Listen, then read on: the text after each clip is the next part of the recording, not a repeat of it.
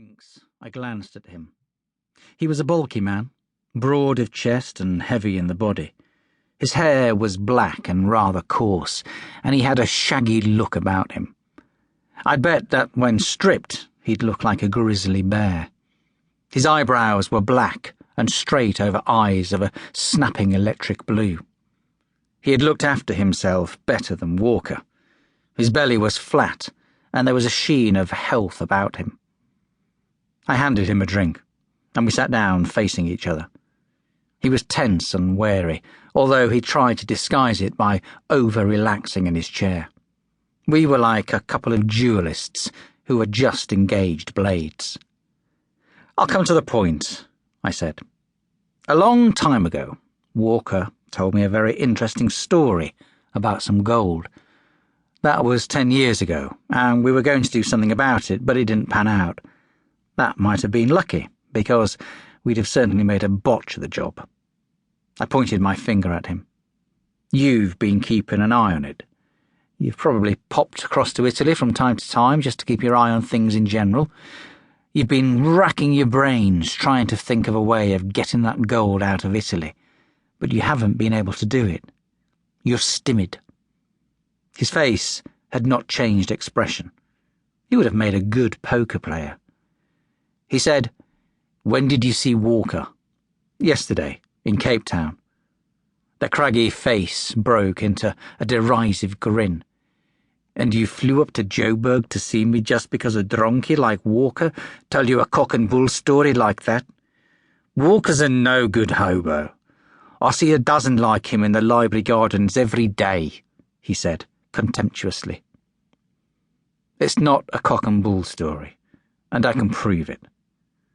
Coutzer just sat and looked at me like a stone gargoyle, the whiskey glass almost lost in his huge fist. I said, "What are you doing here, in this room? If there was no story, all you had to do was to ask me what the hell I was talking about when I spoke to you on the phone. The fact that you're here proves there's something in it." He made a fast decision. "All right," he said. "What's your proposition?" I said, "You still haven't figured a way of moving 4 tons of gold out of Italy. Is that right?" He smiled slowly. "Let's assume so," he said ironically. "I've got a foolproof way." He put down his glass and produced a packet of cigarettes. "What is it?" "I'm not going to tell you. Yet."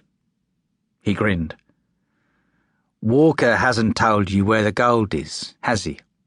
"No, he hasn't," I admitted. "But he would if I put pressure on him. Walker can't stand pressure. You know that." "He drinks too much," said Coutzer. "And when he drinks, he talks. I'll bet that's how he came to spill his guts to you." He lit his cigarette. "What do you want out of it?" "Equal shares," I said firmly. "A 3-way split after all expenses have been paid." "And Walker comes with us on the job? Is that right?" "Yes," I said. Coutzer moved in his chair. "Man, it's like this," he said. "I don't know if you got a foolproof way of getting the gold out, or if you haven't. I thought I had it licked a couple of times. But let's assume your way is going to work. Why should we take Walker?" He held up his hand. "I'm not suggesting we do him down or anything like that, although he'd think nothing of cheating us. Give him his share after it's all over, but for God's sake, keep him out of Italy. He'll make a balls up for sure." I thought of Harrison and Parker and the 2 Italians. "You don't seem to like him." Coutzer absently fingered a scar on his forehead.